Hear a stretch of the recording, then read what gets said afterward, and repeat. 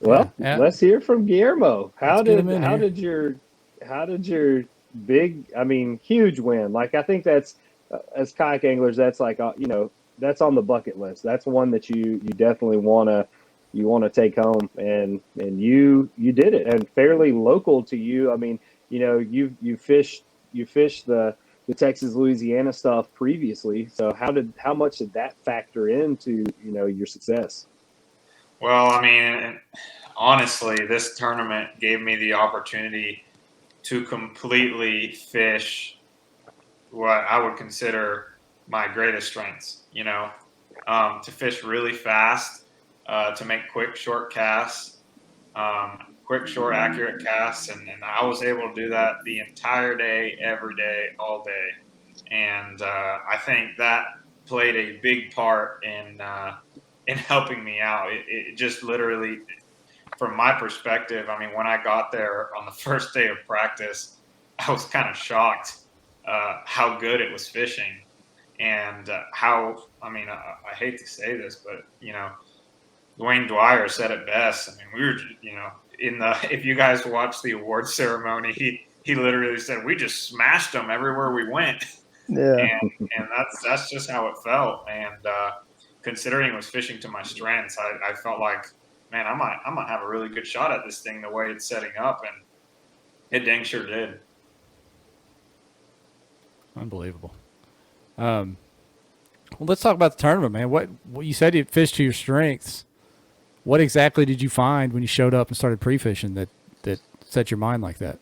Well, I found a 8-foot low lake with a lot of concentrated fish, and it seemed like, from what I could tell, if you could you kind of had to think of it as like, I'm trying to think of the best way to think of it, but you have to think of it as, you have to think of where the fish would drain out, with the lake coming down.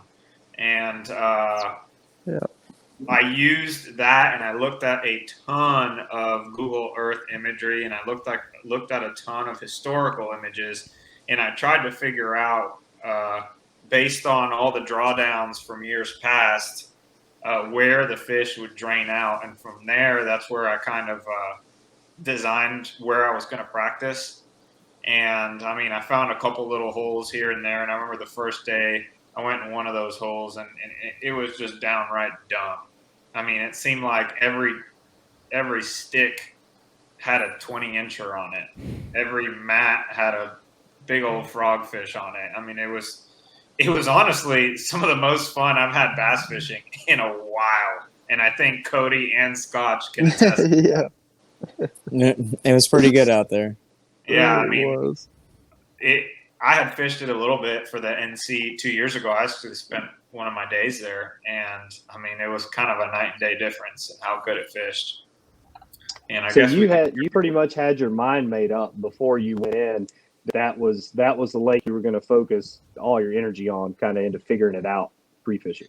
You know, I didn't quite have my mind made up, but it was definitely the lake I was the most curious about. So it was the lake that I went to first. I was considering the fact that it was drawn down, and I thought to myself, I'm really curious about that. I wonder what that does to the fishing. And I showed up, and